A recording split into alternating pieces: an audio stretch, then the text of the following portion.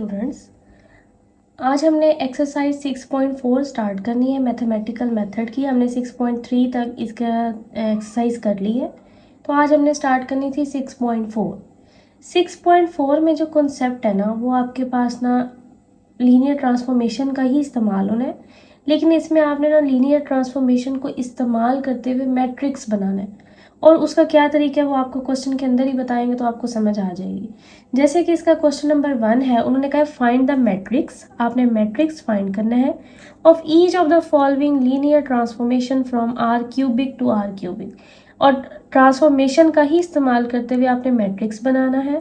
और आपको ट्रांसफॉर्मेशन दी गई हुई है कि ये आपने ट्रांसफॉर्मेशन पहले पार्ट में इस्तेमाल करनी है। अब देखिए, यहाँ आपके पास जो ट्रांसफॉर्मेशन दी हुई है ना, वो दी हुई है आर क्यूबिक से आर क्यूबिक की तरफ। ये आर क्यूबिक से आर क्यूबिक की तरफ, ये जो ट्रांसफॉर्मेशन आपको दी हुई है ना, ये बताया हुआ आर क्यूबिक से आर क्यूबिक की तरफ है। अब आपने देखना होता है कि आपकी ट्रांसफॉर्मेशन कहाँ से कहाँ जा रही है, क्योंकि इस पार्ट में तो आर क्यूबिक से आर क्यूबिक की तरफ है। और अच्छा, उन्होंने ये भी आपने ना स्टैंडर्ड बेसिस का इस्तेमाल करना होता है। इसमें किसका इस्तेमाल होता है? बेसिस का। आपने मैट्रिक्स फाइंड करनी है इस ट्रांसफॉर्मेशन को इस्तेमाल करते हुए, और हम सहारा लेते हैं इसमें बेसिस का। अब आर क्यूबिक की जो स्टैंडर्ड बेसिस है वो आप लोग पहले पढ़ के आए हुए हैं कि आर क्यूबिक की स्टैंडर्ड बेसिस क्या होती हैं, वो ये लिखी हुई है। Standard basis of R cubic, E1 नाम दे देते हैं 1 0 0, E2 0 1 0, E3 0 0 1। ये आप लोगों ने पहले भी पढ़ी हुई है कि आर क्यूबिक की जो स्टैंडर्ड बेसिस होती है वो ये होती है। अब जब आपने मैट्रिक्स फाइंड करना है ना, तो ये मैट्रिक्स फाइंड करने का तरीका है कि आपने अप्लाई करना है ये देखिए, टी आपने टी इस वाले पे अप्लाई होगा और फिर इधर जाएगा ना, यानी टी आर क्यूबिक पे अप्लाई होगा। जो फंक्शन होता है आर क्यूबिक से आर क्यूबिक की तरफ जा रहा है, तो यहाँ ट्रांसफॉर्मेशन आर क्यूबिक से आर क्यूबिक की तरफ जा रही है, तो आपने इस पे टी अप्लाई करना है, और आगे जो आपका आंसर आएगा वो भी किसके अंदर जाएगा? आर क्यूबिक में जाएगा। अब आपने अगर मैट्रिक्स बनाना है ना, तो अगर इसकी बेसिस हमने ना 3 ली हुई है, E1 E2 E3, क्योंकि इसकी स्टैंडर्ड बेसिस यही होती है 1 0 0, 1 0 1 0 और लास्ट 0 0 1। तो आपने इस तरह करना है कि सबसे पहले टी इस वाले पहले एलिमेंट पे अप्लाई करना है, फिर दूसरे एलिमेंट पे अप्लाई करना है, फिर किस पे अप्लाई करना है? इसके तीसरे वाले पे। और वो उसको ना लीनियर कम्बिनेशन के तौर पे लिखना है आपने इसके एलिमेंट के। जैसे कि अब यहाँ भी आर क्यूबिक के 3 एलिमेंट होंगे, तो आपने कैसे लिखना है कि A1 E1 plus A2 E2 A3 E3। In short आपने ये काम करना है कि इस पे टी अप्लाई करना है, और आपने कहना है कि जब हम इसके एलिमेंट पे टी अप्लाई करेंगे ना, तो वो इसके लीनियर कम्बिनेशन के फॉर्म में लिखा जाएगा, जो भी चीज़ इधर होगी। क्योंकि यहाँ तो चलो आर क्यूबिक से आर क्यूबिक के आगे क्वेश्चन में चेंज भी होगी, तो आपने ये कॉन्सेप्ट याद रखना है कि जहाँ भी अगर आर क्यूबिक से आर क्यूबिक की तरफ है, तो जब टी अप्लाई होगा तो आपने टी जो है ना वो आर क्यूबिक के हर एलिमेंट पे अप्लाई करना है, और वो हर एलिमेंट इसके लीनियर कम्बिनेशन के फॉर्म में लिखा जाना चाहिए। तो इस तरह आपके पास मैट्रिक्स के कॉलम आएंगे। जब हम TE1 करेंगे और उसको लीनियर कम्बिनेशन के तौर पे लिखेंगे तो पहला कॉलम आएगा, फिर TE2 करेंगे, उसको लीनियर कम्बिनेशन के तौर पे लिखेंगे, दूसरा कॉलम आएगा। TE3 करेंगे, उसको लीनियर कम्बिनेशन के तौर पे लिखेंगे, तो आपके पास क्या आएगा? तीसरा कॉलम आ जाएगा। ये आपने जब क्वेश्चन करना है तो आपको ये बहुत आसान लगना है, शायद ऐसे सुन के आपको ये टफ लग रहा हो। हम क्वेश्चन ही स्टार्ट करते हैं, बहुत आसान क्वेश्चन है। अब जैसे यहाँ आपने स्टैंडर्ड बेसिस डिफाइन कर लिया आर क्यूबिक की ये। अब जैसे मैंने आपको कहा, सबसे पहले आपने हर एलिमेंट पे अप्लाई करना है। सबसे पहले हम E1 पे करते हैं, और E1 जो है टी ऑफ E1 वो आर क्यूबिक के ही लीनियर कम्बिनेशन के तौर पे लिखा जाएगा, क्योंकि आर क्यूबिक से आर क्यूबिक में जा रही है ना। तो आपको पता है आर क्यूबिक की स्टैंडर्ड बेसिस में 3 वेक्टर है, तो आपने 3 ही स्केलर लेट कर लेने, A1 A2 A3। तो आपने कहना है कि टी ऑफ E1 लिखा जा सकता है A1 E1 plus A2 E2 plus A3 E3। ये आपके पास आएगा इक्वेशन नंबर 1, जिसको ये कॉलम जो इसका आंसर आएगा ना वो हमारे पास पहला कॉलम होगा। और अब यहाँ वैल्यूज़ पुट कर दो। E1 की वैल्यू पुट कर दी, E1 की, E2 की, E3 की। अब सिंपल आपने यहाँ T ऑफ 1 0 0, आपको ट्रांसफॉर्मेशन ना क्वेश्चन में गिवन है, आपने इस तरह करना है x की जगह 1, x1 की जगह 1, x2 की जगह 0, x3 की जगह भी क्या पुट कर देना है 0 इस ट्रांसफॉर्मेशन में। जब आपने इस ट्रांसफॉर्मेशन में x1 की जगह आपने 1 पुट करना है तो इसका मतलब है 1, x2 की जगह 0 तो 0, 0 इसका मतलब है ट्रांसफॉर्मेशन में जब हम ये वैल्यूज़ पुट करेंगे ना तो आपके पास क्या आंसर आता है 1 0, 0। यहाँ आप a1 को अंदर मल्टीप्लाई करवा दें, a2 को अंदर मल्टीप्लाई करवा दें, a3 को अंदर मल्टीप्लाई करवा दें, सारे पेयर्स आपस में ऐड हो रहे हैं तो इनकी पहली टर्म ऐड होगी तो a1 प्लस 0 इसका मतलब है a1 ही आएगा। फिर second term 0 plus a2 plus 0 तो a2 ही आएगा। तीसरी टर्म 0 प्लस 0 तो प्लस a3 आएगा। अब ये दो पेयर आपस में इक्वल हैं तो इनके कॉरेस्पॉन्डिंग एलिमेंट्स भी आपस में क्या होंगे इक्वल, यानी a1 1 के बराबर है, a2 0 के बराबर है, a3 किसके बराबर है 0 के। ये आपके पास ना पहले कॉलम की वैल्यूज़ आ गई हैं, ये आपके पास समझे पहला कॉलम बन गया, उस मैट्रिक्स का पहला कॉलम बन गया। ये जो आपके पास ये इक्वेशन सी बनी हुई है ना ये पहले कॉलम को शो करती है। अब यही काम आपने किस पे करना है, दूसरे एलिमेंट पे करना है, यानी टी ऑफ ई2। आपने कहना है टी ऑफ ई2 जो है ना वो भी आर क्यूबिक के लीनियर कम्बिनेशन पे लिखा जा सकता है। हर एलिमेंट को ना, यहाँ के हर एलिमेंट को आपने उस पर टी अप्लाई करना है और कहना है वो यहाँ के लीनियर कम्बिनेशन के तौर पे लिखी जा सकती है। यहाँ क्योंकि मैंने कहा सेम है, आर क्यूबिक से आर क्यूबिक है, नेक्स्ट क्वेश्चन में आप देखेंगे डिफरेंट भी होंगे।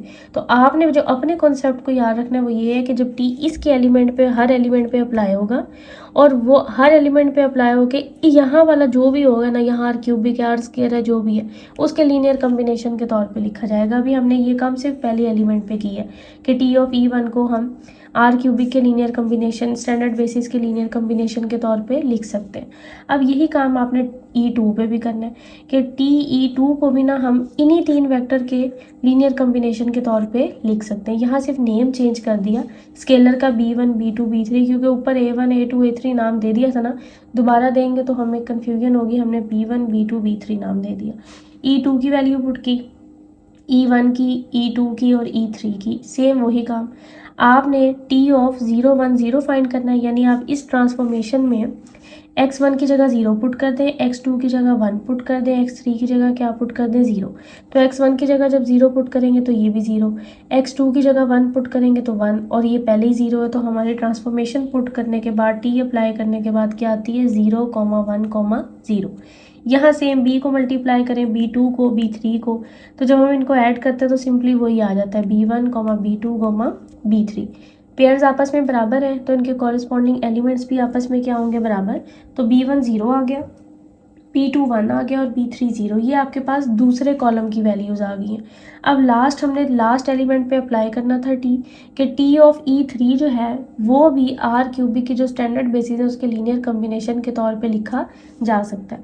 तो हमने ये किया कि टी जब ई3 पे अप्लाई किया तो वो आर क्यूबिक के ही लीनियर कम्बिनेशन के तौर पे लिखा जा सकता है उसके स्टैंडर्ड बेसिस के।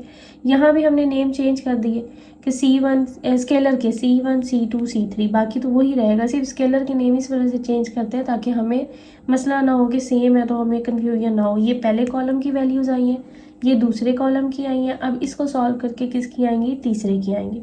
यहाँ भी हमने जब टी अप्लाई करना है इस पर तो यहाँ देखें x1 की जगह 0 पुट करना है, x2 की जगह 0, x3 की जगह 1। आप यहाँ पुट करें x1 की जगह 0, x2 की जगह 0 और x3 है ही 0 तो यहाँ पुट ही नहीं कर सकते। इसका मतलब है जब हमने ये वैल्यूज़ इसमें पुट किया तो पूरा ही 0, 0, 0 आंसर आ रहा है। और यहाँ इसी तरह C1 को मल्टीप्लाई कराएं, C2 को, C3 को, और जब हम उनको आपस में ऐड करते हैं सारी टर्म्स को तो वो यही आ जाती हैं C1, C2, C3। दो पेयर आपस में बराबर हैं तो उनके कॉरेस्पॉन्डिंग एलिमेंट्स भी आपस में क्या इक्वल है, C1 भी 0, C2 भी 0, C3। आपने सारे एलिमेंट्स पे टी अप्लाई कर दिया। अब हम बना लेते हैं अपना मैट्रिक्स आपको बताया था कि ये जो सारी वैल्यूज़ आई हैं ये पहले कॉलम की आई हैं। इसका मतलब है आपका मैट्रिक्स का पहला कॉलम क्या बनता है 1 0 0। तो यहाँ ये देखिए यही लिखा हुआ 1 0 0। फिर दूसरे कॉलम की आपके पास क्या वैल्यूज़ आई थी 0 1 0, तो ये लिखा हुआ है ये 0 1 0। और तीसरा कॉलम क्या था 0 0 0, तो ये 0 0 0। इस तरह करके आपने ट्रांसफॉर्मेशन की मदद लेके मैट्रिक्स बनाना होता है। हम इस तरह के इसके क्वेश्चंस और करते हैं, आपको और क्लियर हो जाएगा। ये बहुत आसान क्वेश्चन है, जस्ट आपने इसको एक दफ़ा फोकस करके देखना। अच्छा जी, सेकंड पार्ट है हमारा, बस उन्होंने ट्रांसफॉर्मेशन चेंज करके दे दिया काम उन्होंने यही कहा है कि ट्रांसफॉर्मेशन आर क्यूबिक से आर क्यूबिक की तरफ ही है। इसका मतलब है हमने वही स्टैंडर्ड बेसिस इस्तेमाल करनी है जो आर क्यूबिक की है, जो पिछले क्वेश्चन में थी। बस इसमें आपको सिर्फ ट्रांसफॉर्मेशन चेंज करके दी है, काम वही है कि पहले टी ऑफ ई वन यानी पहले एलिमेंट पे टी अप्लाई करेंगे तो वो आर क्यूबिक के स्टैंडर्ड बेसिस के लीनियर कम्बिनेशन के तौर पे लिखा जाएगा। इससे हमारा पहला कॉलम आएगा। यहाँ हम वैल्यूज़ पुट कर देते हैं ई वन की, ई टू की, ई थ्री की, इस तरह। उसके बाद जब टी अप्लाई होगा 100 पे तो क्या आंसर आएगा। अब आपने अपनी ये वाली ट्रांसफॉर्मेशन इस्तेमाल करनी है कि x1 की जगह 1 पुट करना है, x2 की जगह 0 और x3 की जगह भी क्या पुट करना है, 0। तो देखिए जब हम इसमें पुट करते हैं x1 की जगह 1 पुट करना था और x2 की जगह 0, तो 1 + 0 1 आना है, तो ये देखिए 1। उसके बाद यहाँ जब ये कॉमा इसमें पुट करेंगे तो x1 की जगह आपने 1 पुट करना था तो -1 और x2 की जगह 0, इसका मतलब है -1 आंसर आता है। और लास्ट में x3 की जगह उन्होंने क्या पुट करने को कहा है, 0, तो आपने यहाँ 0 पुट कर देना। तो आपका ट्रांसफॉर्मेशन ये वैल्यूज़ पुट करने के बाद गिवन ट्रांसफॉर्मेशन के अंदर आता है 1 -1 और 0। यहाँ वही काम है, a1 को मल्टीप्लाई करें, a2 को मल्टीप्लाई करें अंदर a3 को, उनको जब ऐड करते हैं तो यही आंसर आता है a1, a2, a3। Corresponding elements आपस में इक्वल होंगे क्योंकि पेयर बराबर है। तो a1 1 के बराबर, a2 -1 के बराबर, a3 0 के बराबर। ये पहले कॉलम की वैल्यूज़ आ गई हैं। सेम प्रोसीजर आपने दूसरे एलिमेंट पे करना है कि हम टी जो है अगर वो E2 पे अप्लाई करेंगे तो वो भी आर क्यूबिक की बेसिस के लीनियर कम्बिनेशन के तौर पे लिखा जा सकता है। इससे हमारे पास क्या आएगा, दूसरा कॉलम आएगा। हम इसको भी सॉल्व करते हैं, वैल्यूज़ पुट करते हैं, E2 की वैल्यू पुट की, E1 की, E2 की, E3 की, यही वाली स्टैंडर्ड बेसिस वाली। उसके बाद आपने यहाँ ट्रांसफॉर्मेशन गिवन ट्रांसफॉर्मेशन के अंदर ये अप्लाई कर देनी है कि जो गिवन ट्रांसफॉर्मेशन है उसमें x1 की जगह 0 पुट कर दें, x2 की जगह 1 पुट कर दें और x3 की जगह भी क्या पुट कर दें, 0। तो जब आपने x1 की जगह यहाँ इस ट्रांसफॉर्मेशन में पुट करनी है, x1 की जगह हमने 0 पुट करना था और x2 की जगह 1, तो 0 + 1 क्या आ जाना है, 1। फिर -x1 -x2, तो x1 की जगह 0 पुट करना था और x2 की जगह 1, तो ये भी आपके पास क्या आ जाएगा, -1 और x3 की जगह 0 पुट करना था तो ये 0। यहाँ आपने वही सेम प्रोसीजर, आपने b2, b3 और b1 को मल्टीप्लाई करना है। जब ऐड करते हैं तो आंसर आता है b1, b2, b3। पेयर्स आपस में बराबर है तो इनके कॉरेस्पॉन्डिंग एलिमेंट्स भी आपस में क्या होंगे, इक्वल। तो b1 1 के बराबर, b2 -1 के बराबर और b3 0 के बराबर। ये आपके पास आ गई है दूसरे कॉलम की वैल्यूज़। अब हम लास्ट पे अप्लाई करते हैं E3 पे। जब हम T ऑफ E3 पे अप्लाई करेंगे तो वो भी आर क्यूबिक के जो स्टैंडर्ड बेसिस है उसके लीनियर कम्बिनेशन के तौर पे लिखा जाएगा और इससे हमारा तीसरा कॉलम आएगा। अब आप ना वैल्यूज़ पुट करें E3 की, E1 की, E2 की, E3 की। जब आपने गिवन ट्रांसफॉर्मेशन में ये वैल्यूज़ पुट करनी है कि x1 की जगह 0, x2 की जगह 0 और x3 की जगह 1, तो आप जब यहाँ गिवन ट्रांसफॉर्मेशन में पुट करेंगे x1 + x2, x1 की जगह भी 0, x2 की जगह भी आपने क्या पुट करना है, 0 पुट करना है। तो 0 + 0 0, ये आपका 0 आ गया। फिर इसी तरह x1 की जगह भी 0, x2 की भी जगह भी 0 पुट करना है तो ये भी 0 आ जाएगा। फिर उन्होंने कहा है कि x3 की जगह आपने क्या पुट करना है, 1। तो यहाँ जब आपने x3 की जगह 1 पुट करना है तो खाली 1 आ जाएगा, 0, 0, 1। तो ये हमने जब वैल्यूज़ पुट की हैं गिवन ट्रांसफॉर्मेशन में तो 0, 0, 1 आ गया। और उस साइड पे आपके पास वही है C1, C2 और C3। अब पेयर्स बराबर है तो कॉरेस्पॉन्डिंग एलिमेंट भी आपस में क्या होंगे, इक्वल होंगे। तो C1 0 के बराबर, C2 भी 0 के बराबर और C3 1 के बराबर। हमारे पास हमने सारे एलिमेंट्स पे टी अप्लाई कर दिया आर क्यूबिक के। तो हम अब मैट्रिक्स बना लेते हैं। ये हमारे पास पहले कॉलम की वैल्यू थी 1 -1 0, तो ये देखें 1 -1 और 0। ये दूसरा कॉलम था 1 -1 0, तो 1 -1 0। और ये तीसरा कॉलम था 0 0 1, तो ये 0 0 1। हमने ट्रांसफॉर्मेशन की मदद से क्या बना दिया, मैट्रिक्स बना दिया। सेम अब इसका थर्ड पार्ट है। थर्ड में भी उन्होंने आपको वही काम कहा है, सिर्फ आपको ट्रांसफॉर्मेशन जो है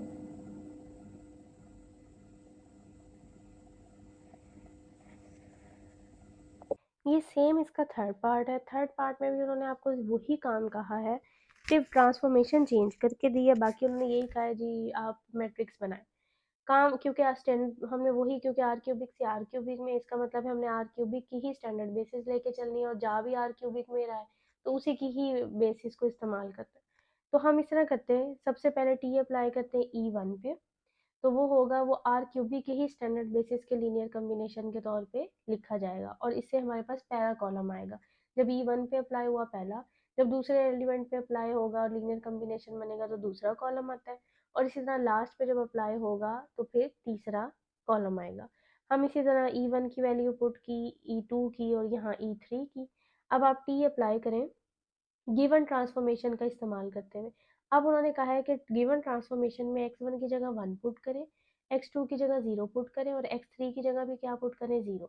तो जब आपने x1 की जगह 1 पुट करना है तो यहाँ देखिए x2 की जगह उन्होंने आपको क्या पुट करने को कहा है, 0। इसका मतलब है यहाँ तो आ गया 0, फिर कॉमा, फिर x1 की जगह उन्होंने आपको क्या पुट करने को कहा है, 1, तो ये आएगा -1, तो ये देखिए -1। और x3 की जगह उन्होंने क्या पुट करने को कहा है, 0, इसका मतलब है यहाँ से क्या आ जाएगा, 0 आ जाएगा। और यहाँ A1 को अंदर मल्टीप्लाई किया, A2 को, A3 को, फिर उनको आपस में ऐड किया, तो आपको पता है A1 A2 और A3 ही आता है। ये पेयर्स बराबर है तो इनके एलिमेंट भी आपस में क्या होंगे, इक्वल। तो A1 0 के बराबर, A2 -1 के बराबर, A3 भी 0 के बराबर। ये पहले कॉलम की एलिमेंट्स आए। अब आपने टी जो है वो E2 पे अप्लाई करना है, और आपने कहना है कि ये टी जो E2 पे अप्लाई किए वो भी इसी आर क्यूबिक के स्टैंडर्ड बेसिस की लीनियर कम्बिनेशन के तौर पे लिखा जा सकता है, जिसको हमने स्केलर का नाम दे दिया B1 B2 और B3। यहाँ भी आपने सेम वही वैल्यूज पुट करनी है। यहाँ टी अप्लाई करना है आपने गिवन ट्रांसफॉर्मेशन का इस्तेमाल करते हुए कि x1 की जगह 0, x2 की जगह 1 और x3 की जगह 0। तो x2 की जगह आपने 1 पुट करना था तो ये 1 आ गया, x1 की जगह 0 पुट करना है तो ये 0, x3 की जगह भी 0 पुट करना है तो ये 0। बाकी जब b को मल्टीप्लाई किया, B1 B2 B3 को और ऐड किया तो ये आपके पास आ जाता है। अब ये आपस में पेयर बराबर है तो इनके कॉरेस्पॉन्डिंग एलिमेंट्स भी आपस में क्या है, इक्वल है। तो यहाँ आपके पास वैल्यू आ जाती है B1 की 1, B2 की 0 और B3 की 0। अब हम अप्लाई करते हैं लास्ट एलिमेंट पे T ऑफ E3, और वो भी बराबर होगा आर क्यूबिक के ही स्टैंडर्ड बेसिस के लीनियर कम्बिनेशन के। तो यहाँ आपने जब वैल्यूज पुट की है E1 की, E2 की, E3 की, अब हम अप्लाई करते हैं अपने ये वैल्यूज गिवन ट्रांसफॉर्मेशन पे कि जब T अप्लाई होता है 0 0 1 पे, तो गिवन ट्रांसफॉर्मेशन में x1 की जगह 0 पुट करें, x2 की जगह भी 0 पुट करें और x3 की जगह क्या पुट करें, 1। तो यहाँ x2 की जगह 0 पुट करना था, x1 की जगह भी 0 पुट करना था और x3 की जगह आपने क्या पुट करना है, 1 पुट करना है। तो ये देखें 0 0 और -1, तो यहाँ C1 C2 C3 आ जाएगा। ये पेयर बराबर है तो इनके कॉरेस्पॉन्डिंग एलिमेंट्स भी आपस में क्या होंगे, इक्वल। तो C1 0 के बराबर, C2 भी 0 के बराबर और C3 -1 के बराबर। हमने सारे एलिमेंट्स पे T अप्लाई कर दिया आर क्यूबिक के जो स्टैंडर्ड बेसिस थे उसके हर एलिमेंट पे। अब हम ये बना लेते हैं अपना कॉलम। जैसे आपको बताया था कि ये वाला इसका ये ये इसका पहले कॉलम की वैल्यूज है 0 -1 0, तो ये देखिए 0 -1 0। ये इसके दूसरे कॉलम की है 1 0 0, ये 1 0 0। ये तीसरे की है 0 0 -1। ये हमने मैट्रिक्स बना दिया गिवन ट्रांसफॉर्मेशन का इस्तेमाल करते हुए। अब इसका है लास्ट पार्ट। लास्ट पार्ट में भी वही काम है, सिर्फ आपको ट्रांसफॉर्मेशन उन्होंने चेंज करके दी हुई है कि ट्रांसफॉर्मेशन इस तरह की है। आपने काम वही सेम प्रोसीजर करना है। स्टैंडर्ड बेसिस सिलेक्ट कर ली है, पहले E1 पे अप्लाई किया, इसको इक्वेशन नंबर 1 का ये पहला कॉलम आएगा। यहाँ आपने वैल्यूज पुट कर देनी है। अब देखिए जब आपने यहाँ T अप्लाई करना है ना, तो गिवन ट्रांसफॉर्मेशन में आपने x1 की जगह 1, x2 की जगह 0, x3 की जगह आपने क्या पुट कर देना है, 0। तो यहाँ देखे ना ट्रांसफॉर्मेशन अगर मैं आपको पुट करके दिखाऊं, ये x1 x2 प्लस x3 और x1 plus x2 plus x3, ये आपके पास गिवन ट्रांसफॉर्मेशन है जब अप्लाई होती है x1 x2 और x3 पे। तो आपकी ट्रांसफॉर्मेशन के मुताबिक आपने x1 की जगह 1 पुट करना है, x2 की जगह 0 पुट करना है और x3 की जगह भी क्या पुट करना है, 0। तो अब यहाँ पुट करें, देखिए x1 की जगह आपने पुट करना है 1, तो ये 1, comma x2 plus x3, x2 की जगह भी 0, x3 की भी जगह 0, तो 0 प्लस 0। फिर x1 plus x2 plus x3, यानी ये 1 प्लस 0 प्लस 0, तो 1 प्लस 0 प्लस 0। तो आप जब सॉल्व करते हैं तो ये 1 0 और 1, तो ये देखें 1 0 और ये इस तरह 1 0 और 1, ये आपके पास इस तरह पुट करके ना ट्रांसफॉर्मेशन में वैल्यूज, तो आपके पास ये आंसर आ जाता है। बाकी राइट हैंड साइड पे तो आपको पता है वही आपने काम करना है के अंदर A1 A2 A3 को मल्टीप्लाई करना है, ऐड करेंगे तो आएगा A1 A2 A3। अब पेयर बराबर है तो कॉरेस्पॉन्डिंग एलिमेंट्स भी बराबर होंगे, A1 1 के बराबर, A2 0 के बराबर, A3 1 के बराबर। ये आपके पास आ गया पहला कॉलम। अब सेम प्रोसीजर आपने करना है दूसरे कॉलम के लिए। टी ऑफ ई टू को हमने लिख दिया आर क्यूबिक के स्टैंडर्ड बेसिस के लीनियर कम्बिनेशन के तौर पे, यानी b1e1 प्लस b2e2 और b3e3, इसको नाम दे दिए 2 का। यहाँ वैल्यूज पुट की हैं, वही सेम प्रोसीजर कि गिवन ट्रांसफॉर्मेशन में x1 की जगह 0, x2 की जगह 1 और x3 की जगह 0। तो जब आपने ये गिवन ट्रांसफॉर्मेशन में, ये जो आपके पास गिवन ट्रांसफॉर्मेशन है, इसमें जब हम पुट करते हैं तो हमने क्या पुट करना है, x1 की जगह 0, तो यहाँ तो 0 आ गया, ये देखें 0। फिर आपने x2 प्लस x3, तो x2 की जगह 1 और x3 की जगह 0, तो 1 प्लस 0 1 आता है। फिर आना था x1 plus x2 plus x3, तो ये 0 प्लस 1 प्लस 0 क्या आना है 1, तो ये आपके पास जब t अप्लाई किया है और ये वैल्यूज गिवन ट्रांसफॉर्मेशन में पुट किया तो आंसर आता है 0,1,1। बाकी राइट हैंड साइड पे वही काम चलेगा, b1, b2, b3 पेयर बराबर है, कॉरेस्पॉन्डिंग एलिमेंट्स बराबर होंगे, तो b1 0 के बराबर, b2 1 के बराबर और b3 1 के बराबर। लास्ट है e3 पे अप्लाई करना है, t(e3), तो वो c1e1, c2e2, c3e3, इसको इक्वेशन नंबर 3, ये कॉलम नंबर 3 आएगा। यहाँ भी e3 की वैल्यू पुट की, e1 की, e2 की और e3 की। अब आप गिवन ट्रांसफॉर्मेशन में x1 की जगह 0, x2 की जगह 0 और x3 की जगह क्या पुट करें 1, तो जब हम पुट करते हैं तो x1 की जगह 0 पुट करना है तो 0 आ गया। फिर x2 प्लस x3 यानी 0 प्लस 0 आपने कर देना, तो आपके पास क्या आ जाना है, सॉरी x2 प्लस x3 है ना, तो 0 प्लस 1 1। फिर x1 plus x2 plus x3 यानी 0 प्लस 0 प्लस 1, तो क्या आ गया 1 आ गया। और राइट हैंड साइड पे वही c1, c2, c3 corresponding pair elements आपस में बराबर होंगे, क्योंकि पेयर बराबर है, तो c1 0 के बराबर, c2 1 के बराबर, c3 1 के बराबर। आपने सारे एलिमेंट्स पे अप्लाई कर दिए, सारे वेक्टर्स पे। अब आप मैं इसको मैट्रिक्स लिख लें, तो मैट्रिक्स आपका क्या है, पहला कॉलम आपके पास ये था 1 0 1, तो ये पहला कॉलम है 1 0 1। ये दूसरे कॉलम है 0 1 1, तो ये 0 1 1। ये तीसरा है 0 1 1, तो ये 0 1 1। आपने ये क्वेश्चन नंबर 1 के 4 पार्ट कर लिए। अब आगे देखिए क्वेश्चन नंबर 2, वो बिल्कुल वो भी सेम इसी जैसा ही है।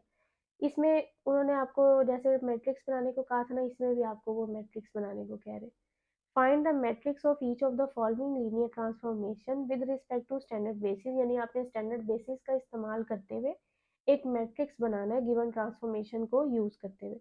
अब यहाँ थोड़ा सा चेंज इस वजह से है, उन्होंने ना आपको ट्रांसफॉर्मेशन थोड़ी चेंज करके दी हुई है। देखिए टी अब दिया हुआ है आर से आर स्क्वायर, इसका मतलब है आपने टी इसके एलिमेंट पे अप्लाई करना है और वो इसके लीनियर कॉम्बिनेशन के तौर पे लिखा जाएगा। तभी मैंने आपको क्वेश्चन नंबर 1 पे थोड़ा सा फोकस किया था, लेकिन आपको कहा था जब हम क्वेश्चन करेंगे ना तो आपको साथ खुद ही पता लग जाएगा कि वहाँ आर क्यूबिक से आर क्यूबिक में ही था, कि अप्लाई भी आर क्यूबिक पे करना था और जाना भी उसने आर क्यूबिक पे था।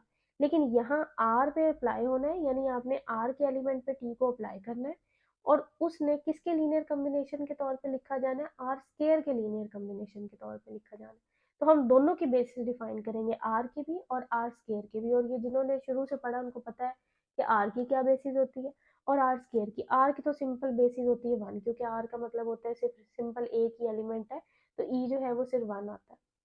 और आर स्केयर की बेसिस किस तरह की होती है, वो ये होती है E1 1 0 और E2 0 1। ये आपने कुछ बेसिस जुबानी याद रखनी है, अक्सर दे भी सकते हैं, लेकिन आपने ये बात याद रखनी है, आर स्केयर की, आर क्यूबिक की, R4 की, आर की, ये सिंपल स्टैंडर्ड बेसिस है। तो ये हमने आर स्केयर की भी लिख ली, आर की भी। अब आपने क्या करना है, टी जो है वो इस पे अप्लाई करना है और वो इनके लीनियर कॉम्बिनेशन के तौर पे लिखा जाएगा। सिर्फ इस बात पे गौर करें कि टी आर पे अप्लाई होगा और वो इसके लीनियर कॉम्बिनेशन, इसके स्टैंडर्ड बेसिस के लीनियर कॉम्बिनेशन के तौर पे लिखा जाएगा, उससे आपके पास कॉलम आएगा।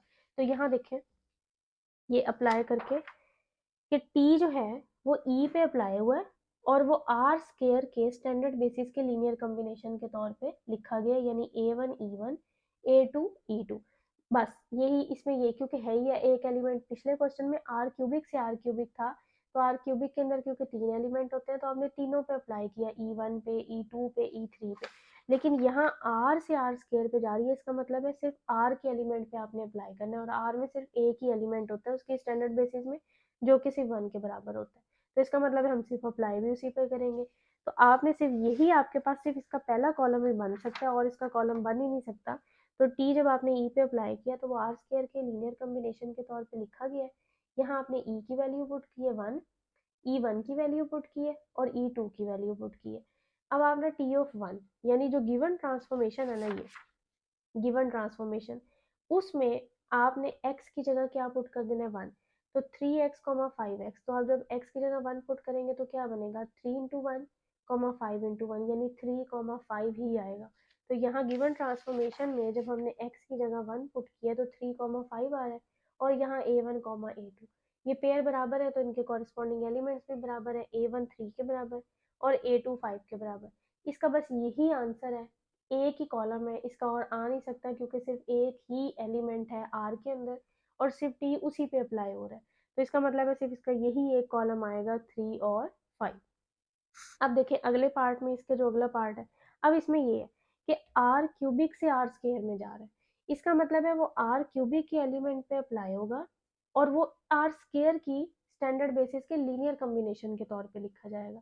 तो आपने आर क्यूबिक की स्टैंडर्ड बेसिस डिफाइन की, आर स्केयर की स्टैंडर्ड बेसिस डिफाइन की। अब आपने टी E1 पे भी अप्लाई करना है, E2 पे भी और E3 पे भी, और आपने कहना है वो इस आर स्केयर के स्टैंडर्ड बेसिस के लीनियर कॉम्बिनेशन के तौर पे लिखा जा सकता है। तो सबसे पहले हम E1 पे, और हमने ना इसको सिर्फ मुख्तलिफ करने के लिए ना ये E1, E2, E3 का नाम दे दिया, तो इसको E1 बार और E2 ये बार का नाम दे दिया ताकि थोड़ा सा सिर्फ मुख्तलिफ हो जाए। जब हम लीनियर कॉम्बिनेशन लिखे ना तो हमें ये मसला ना हो कि ये E1 ये वाली वैल्यूज यूज करनी है या ये। आपको पता है कि अब यहाँ टी आर क्यूबिक पे अप्लाई होगा और वो इसके लीनियर कॉम्बिनेशन के तौर पे लिखा जाएगा। तो हमने सिर्फ इसको मुख्तलिफ करने के लिए E1 बार और E2 बार का नाम दे दिया। अब सबसे पहले टी जो है वो E1 पे अप्लाई करें और वो इसके लीनियर कॉम्बिनेशन के तौर पे लिखा जाएगा। तो ये दो वेक्टर हैं तो दो स्केलर आए, A1 E1 बार, A2 E2 बार। ये आपके पास सॉल्व करके पहला कॉलम आएगा। E1 की वैल्यू पुट की, E1 बार की वैल्यू पुट की, E2 बार की वैल्यू पुट की। यहाँ आप गिवन ट्रांसफॉर्मेशन का इस्तेमाल करना है। ये क्वेश्चन में आपको ट्रांसफॉर्मेशन गिवन है कि आपने गिवन ट्रांसफॉर्मेशन में x1 की जगह 1, x2 की जगह 0, x3 की जगह 0 आप यहाँ पुट करें। देखिए x1 की जगह आपने क्या पुट करना है 1, तो 3 इंटू 1 3, फिर x2 की जगह 0 तो ये भी 0, x3 की जगह 0 तो ये भी 0। इसका मतलब है सिर्फ आंसर क्या आ जाता है आपके पास 3 आ जाता है। उसके बाद x1 की जगह आपने 1 पुट करना था, x2 की जगह 0, x3 की जगह 0। अब इसमें पुट करें, x1 की जगह जब हम 1 पुट करेंगे तो यहाँ से 5 आएगा, x2 भी 0, x3 भी 0। इसका मतलब है ये सारा सॉल्व करके सिर्फ 5 ही आता है। तो 3, 5 अंदर A1 को मल्टीप्लाई किया, A2 को जब उनको ऐड करते हैं तो आ जाता है A1, A2। ये पेयर बराबर है तो कॉरस्पॉन्डिंग एलिमेंट्स भी बराबर होंगे, A1 3 के बराबर, A2 5 के बराबर। आपके पास पहले कॉलम की वैल्यूज आ गई हैं। अब यही काम हमने टी अप्लाई करना है दूसरे एलिमेंट पे, सारे एलिमेंट्स पे आपने अप्लाई करना है जितने होते हैं। वहाँ पिछले क्वेश्चन में आर ही था, इसका मतलब है सिर्फ ए। यहाँ आर क्यूबिक में है तो इसका मतलब है तीनों पे हमने अप्लाई करना है। तो टी ऑफ E2 वो भी इनके दोनों के लीनियर कॉम्बिनेशन के तौर पे लिखा जाएगा, ये B1 E1 बार, B2 E2 बार। E2 की वैल्यू पुट करें E1 बार की, E2 बार की। अब आप इस जो गिवन ट्रांसफॉर्मेशन है उसमें x1 की जगह 0, x2 की जगह 1, x3 की जगह 0 पुट करें। जो आपने x1 की जगह 0 पुट किया तो ये 0, यहाँ 1 करेंगे तो -4 और यहाँ भी 0। इसका मतलब है -4 आएगा। और जब इधर पुट करेंगे x1 की जगह 0, x2 की जगह 1 तो ये 3 आ जाएगा और ये भी 0, तो -4, 3 यहाँ आएगा B1, B2। ये पेयर आपस में बराबर है तो इनके कॉरेस्पॉन्डिंग एलिमेंट्स भी बराबर होंगे, B1 -4 के बराबर और B2 3 के बराबर आ जाएगा। ये आपके पास आ गया दूसरा कॉलम। लास्ट हमने अप्लाई करना है E3 के ऊपर, तो वो भी E1 बार और E2 बार के लीनियर कॉम्बिनेशन के तौर पे लिखा जाएगा। तो उनको C1 और C2 स्केलर का नाम दे दिया। E3 की वैल्यू पुट की, E1 बार की, E2 बार की। अब आप यहाँ जो गिवन ट्रांसफॉर्मेशन है उसमें x के 1 की जगह जब 0 पुट करेंगे, x2 की जगह 0 और x3 की जगह 1 पुट करेंगे तो आपके पास क्या आंसर आता है, ये गिवन ट्रांसफॉर्मेशन है। आपने x1 की जगह भी 0 पुट करना है, x2 की जगह भी 0 और x3 की जगह 1, तो 9 इंटू 1 आपके पास क्या आ जाएगा, 9 ही आ जाएगा। यहाँ भी x1 की जगह भी 0, x2 की जगह भी 0, लास्ट x3 की जगह आपने 1 पुट करना है तो इसका मतलब है -2 आ जाएगा, तो ये -2 लिखा हुआ है। यहाँ इस साइड पे C1, C2 पेयर्स बराबर है, कॉरेस्पॉन्डिंग एलिमेंट्स बराबर होंगे, यानी C1 9 के बराबर और C2 -2 के बराबर। सारे एलिमेंट्स पे आपने अप्लाई कर दिया, आपके पास तीनों कॉलम बन जाएंगे। पहले कॉलम की वैल्यू है 3 5, तो ये देखें 3 5। दूसरे कॉलम की है -4 3, तो ये -4 थी, तीसरे कॉलम की है 9 और -2, तो ये 9 और -2। ये इसका था सेकंड पार्ट। अब इसका देखिए थर्ड पार्ट। थर्ड पार्ट में भी सेम वही काम का है, सिर्फ आपको बेसिस ये चेंज करके दी हुई है ट्रांसफॉर्मेशन के आर स्केयर से R4 में जा रही है। इसका मतलब है आपने आर स्केयर के एलिमेंट पे अप्लाई करना है, और वो R4 के स्टैंडर्ड बेसिस के लीनियर कम्बिनेशन के तौर पे लिखा जाएगा। आप आर स्केयर की स्टैंडर्ड बेसिस भी डिफाइन करें और R4 की भी, और आपको ट्रांसफॉर्मेशन ये गिवन है। देखें जब आर स्केयर की है वो तो वही है E1 1 0, और एक को नाम दे देते हैं E2 का, जो कि है 0 और 1। अब R4 की किस तरह की है, वो इस तरह होती है 1 0 0 0, 0 1 0 0, 0 0 1 0 और 0 0 0 1, और हमने इसको सिर्फ मुख्तलिफ करने के लिए बार का नाम दे दिया। अब देखिए TE1 पे अप्लाई होगा तो हम कहेंगे वो इसके लीनियर कम्बिनेशन के तौर पे लिखा जाएगा, पहला कॉलम आएगा। फिर TE2 पे अप्लाई होगा और कहेंगे वो इसके लीनियर कम्बिनेशन के तौर पे लिखा जाएगा, तो हमारे पास दूसरा कॉलम आएगा। और यही दो एलिमेंट है सिर्फ आर स्केयर से, क्योंकि R4 में जा रहा है, तो आर स्केयर के अंदर सिर्फ दो ही है, तो हमने दोनों पे अप्लाई करना है। सबसे पहले हम E1 पे अप्लाई करते हैं, तो हमने कहा E1 पे जब अप्लाई करेंगे तो वो इनके चारों के लीनियर कम्बिनेशन के तौर पे लिखा जाएगा, तो हम चार वेक्टर लेट करेंगे, स्केलर A1 E1 बार प्लस A2 E2 बार प्लस A3 E3 बार और A4 E4 बार। ये पहला कॉलम आएगा। काम वही है, E1 की वैल्यू पुट करें, E1 बार की, E2 बार की, E3 बार की और E4 बार की। जब हमने गिवन ट्रांसफॉर्मेशन में x1 की जगह 1 और x2 की जगह 0 पुट करना है, तो आपके पास क्या आएगा, देखिए x1 की जगह 0 और x2 की जगह, x1 की जगह 1 और x2 की जगह 0, तो यहाँ आएगा 3, और ये प्लस 0 तो 3 आएगा। फिर यहाँ 1 यहाँ 0 तो 5 आएगा, यहाँ 1 और यहाँ 0 तो 1 प्लस 0 1, यहाँ आपने x1 की जगह 1 तो 4 इंटू 1 4, ये आपने पुट करके, यहाँ आपने बेशक एक स्टेप का इजाफा भी करना है, तो यहाँ पहले पुट करके ना फिर यहाँ लिख दें। ये मैंने आपको जुबानी पुट करके दिखा दिया कि यही आंसर आता है।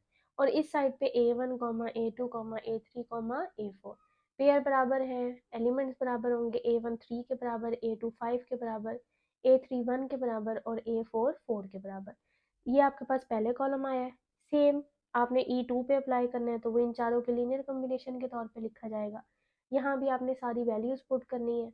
लीनियर ट्रांसफॉर्मेशन में x1 की जगह 0, x2 की जगह जब आपने यहाँ 1 पुट करना है, तो आपके पास जो ट्रांसफॉर्मेशन आती है वो ये आती है, 4 -2 7 और 0। और इस साइड पे B1 B2 B3 B4, आपने जब इनका कंपैरिजन किया तो B1 4 B2 -2 B3 7 आ जाता है और B4 0। अब आपके पास दो एलिमेंट ही थे, दोनों पे अप्लाई कर दिया, इसका मतलब है दो कॉलम आ गए। पहले कॉलम की वैल्यूज है 3 5 1 और 4, तो ये हमने पुट कर दी 3 5 1 4, और दूसरे कॉलम की है 4 -2 7 और 0, तो 4 -2 7 और 0। इसका लास्ट पार्ट है पार्ट नंबर 4, उसमें उन्होंने आपको कहा है R4 से R की तरफ जाना है, यानी आपने R4 के एलिमेंट्स पे अप्लाई करना है और वो R के लीनियर कम्बिनेशन के तौर पे लिखा जाए। तो आपको R का तो पता ही है कि R4 की स्टैंडर्ड बेसिस ये होती है जो हमने पहले भी डिफाइन किया, और R की सिंपल क्या होती है, 1 होती है, E1 बार। तो आपने E1 को इसके लीनियर कम्बिनेशन में लिखना है, T अप्लाई करके E2 पे उसको इसके लीनियर कम्बिनेशन के तौर पे लिखना है, E3 पे अप्लाई करके इसको लीनियर कम्बिनेशन के तौर पे लिखना है, और E4 पे भी अप्लाई करके इसके लीनियर कम्बिनेशन के तौर पे लिखना है। तो हमारे पास समझो 4 कॉलम की वैल्यू आएंगी। तो आप सबसे पहले E1 पे अप्लाई करते हैं। अब यहाँ सिर्फ है ही एक वेक्टर, इसी के लीनियर कम्बिनेशन में लिखना है ना, क्योंकि R4 से R की तरफ जा रहा है, तो सिर्फ है ही एक वेक्टर, तो एक ही स्केलर लेट करेंगे, यानी A1 E1 बार। आप यहाँ E1 की वैल्यू पुट करो, E1 बार की वैल्यू पुट करो। अब यहाँ जो ट्रांसफॉर्मेशन आपको गिवन है उसमें x1 की जगह 1, x2 की जगह 0, x3 की जगह 0, x4 की जगह भी 0, तो यहाँ x1 की जगह हमने 1 पुट करना था, 2 इंटू 1, बाकी ये भी 0 ये भी 0 ये भी 0, इसका मतलब है सिर्फ आंसर क्या आ जाता है, 2 आ जाता है। और इस साइड पे A1 जब 1 से मल्टीप्लाई होगा A1, इसका मतलब है पहले कॉलम की वैल्यू आपके पास आ गई है 2। अब हमने दूसरे एलिमेंट पे अप्लाई करना था TE2 पे, और वो भी इसके लीनियर कम्बिनेशन के तौर पे लिखा जाता है। तो एक और स्केलर ले लेते हैं, नाम दे देते हैं B1 का, आप कोई भी नाम दे सकते हो, ये सिर्फ स्केलर ही है। तो B1 E1 बार, यहाँ E2 की वैल्यू पुट की और E1 की तो वही है 1 खाली। अब आपने गिवन ट्रांसफॉर्मेशन में x1 की जगह 0, x2 की जगह 1, x3 की जगह 0, x4 की जगह 0, तो ये 0, x2 की जगह 1 पुट करना था ना, 3 इंटू 1 3, बाकी ये भी 0 ये भी 0, इसका मतलब है सिर्फ 3 आंसर आता है। तो 3 इज इक्वल टू B1। आपके पास दूसरे कॉलम की वैल्यू भी आ गई है। अब आप अप्लाई करें T जो E3 पे, तो वो भी इसके लीनियर कम्बिनेशन के तौर पर लिखा जाएगा। आप एक और स्केलर ऐड कर लें C1। जब आप गिवन ट्रांसफॉर्मेशन में x1 की जगह 0, x2 की जगह 0, x3 की जगह 1 और x4 की जगह 0 पुट करेंगे तो क्या आता है, x1 की जगह 0, x2 की जगह भी 0। यहाँ जब 1 पुट करेंगे तो -7 इंटू 1 -7, और x4 की जगह भी 0। इसको मतलब है पूरा सॉल्व करके सिर्फ -7 आता है। तो ये देखिए -7 इज इक्वल टू C1। ये आपके पास आ गया तीसरा कॉलम। लास्ट आपने T को E4 पे अप्लाई करना है और उसको भी इसके लीनियर कम्बिनेशन के तौर पे लिखना है। तो आपने जब लास्ट अप्लाई किया E4 पे, तो ये D1 E1 बार, E4 की वैल्यू पुट की, E1 बार की वैल्यू। अब आपने गिवन ट्रांसफॉर्मेशन में x1 की जगह 0, x2 की जगह 0, x3 की जगह 0 और x4 की जगह 1 पुट करना है। तो यहाँ जब हम वुड यहाँ 0, यहाँ 0, यहाँ 0, सिर्फ 1, x4 की जगह 1, पूरा सॉल्व करके सिर्फ आंसर क्या आता है, 1 आता है। ये आ गया 1 इज इक्वल टू D1 जब 1 से मल्टीप्लाई होगा D1। इसका मतलब है ये फोर्थ कॉलम की भी वैल्यू आपके पास आ गई है। आपके पास क्योंकि R4 से आपने किधर जाना था, R की तरफ, तो R4 में 4 वेक्टर्स थे। 4 पे हमने अप्लाई कर दिए, 4 कॉलम हमारे पास आ गए। अब हम ना मैट्रिक्स बना लेते हैं। पहला कॉलम हमारे पास क्या है, 2 है। तो ये देखिए, ये पहले कॉलम की जगह पे सिर्फ हमने 2 लिख दिया। दूसरे कॉलम की हमारी वैल्यू क्या थी, 3, तो हमने दूसरे कॉलम की प्लेस पे क्या लिख दिया, 3। तीसरे कॉलम की वैल्यू सिर्फ हमारे पास है -7, तो हमने क्या लिख दिया, -7। और लास्ट कॉलम की वैल्यू हमारे पास निकलती है 1, तो हमने ये लिख दिया 1। इस तरह आपके पास गिवन ट्रांसफॉर्मेशन की मदद से हम क्या बना सकते हैं, मैट्रिक्स बना सकते हैं। आज हमने क्वेश्चन नंबर 1 और 2 डिस्कस किए हैं। इंशाल्लाह ताला अगले लेक्चर में इसके अगले क्वेश्चन डिस्कस करेंगे। किसी को कुछ ना समझ आए तो वो पूछ ले। अल्लाह हाफिज़।